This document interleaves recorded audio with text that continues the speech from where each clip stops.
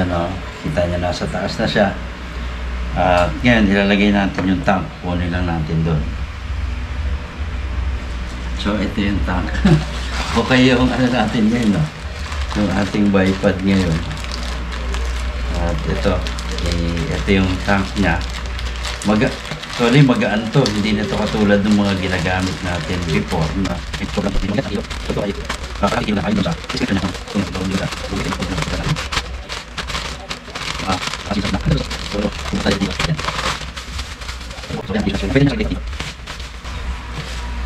So, ito siya. Ayan, kung makikita nyo yung dulo niya. Isa, yun. 0.38 dyan. Tingnan nyo naman, makislap siya. Tapos, mas malaki na yung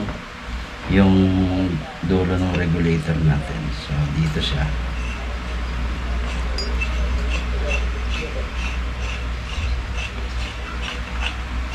So, dito, ready to pick up na to. Yan. So, ganyan. So, yan yung, ano niya. Kung makikita nyo, aside doon, hindi lang kasama yung pagsuksok na ito. Is talagang hand tight lang lahat. So, pag maintain ito, madali lang. Kakalasin mo lang. Ganyan. Kapag magpalit, let's say, magpapalit ka ng o-ring sa pagdating ng panahon, sa katagalan masisira yan. Ayan.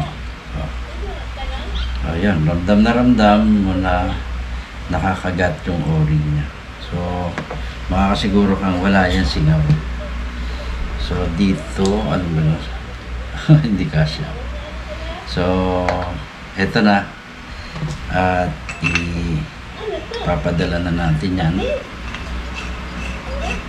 Ayan. At sa mga susunod, yun, mamaya, medyo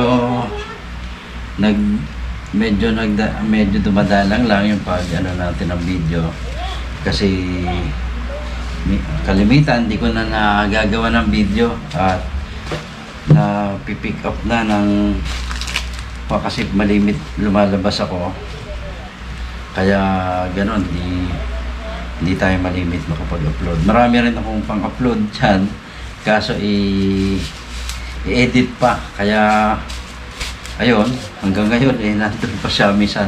Hindi ka na ini-edit kasi late na. Yan po yung sitwasyon natin ngayon. Medyo marami po kasi tayong